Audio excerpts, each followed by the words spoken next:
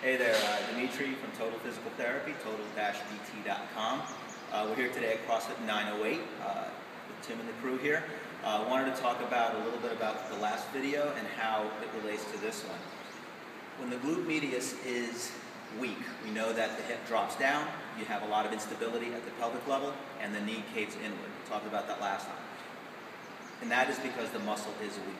Why is it weak? It's weak because it is tight.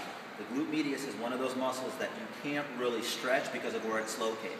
To stretch the hamstring, you can put your leg up on a wall, you could lean, you could put the leg up and you could access it. To stretch the quad, you can stretch it this way. The glute medius, you would have to almost dislocate the pelvis and the femur in order to get at it. So we can't really stretch it. What we can do here is actually create a deep tissue effect to loosen up the fibers. And we could separate the fibers rather than having them congeal and be adhesed, okay? So what I want to talk about is the strength to length curve. It's really simple here. This is strength, getting higher as you go along. This is the length. If you are really tight, if the length is very low, let's say this is a 0, and this is a 10, and this is a 10. So this is really strong, this is really long. You're starting out bare here. If you're really tight, so let's say this is a 2. If you're really tight, you're going to be really weak.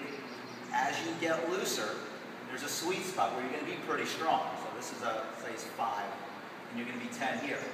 But look what happens if you start to get too loose. If you get too loose, you're super flexible, but now you're weak again. So how do we get to be here? Well, you need to have an appropriate amount of length. Now, can you fill up this area and can you stay strong while being very flexible? Sure, it takes a lot of work.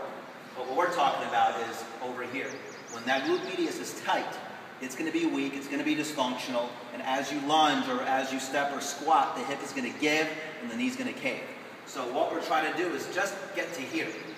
Okay, so we want to increase length. Like I said, we can't get that at the glute medius. So what we need to do is develop a deep tissue approach, an independent deep tissue approach, to try to increase the elasticity of those fibers and separate them out. Because what happens with a muscle that does not elongate and continuously contracts, it becomes fibrotic.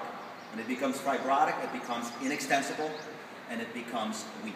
And since we can't stretch it, we have to have an alternative approach to working on elongating those fibers, separating them, and creating strength. Okay? The next video will focus on that.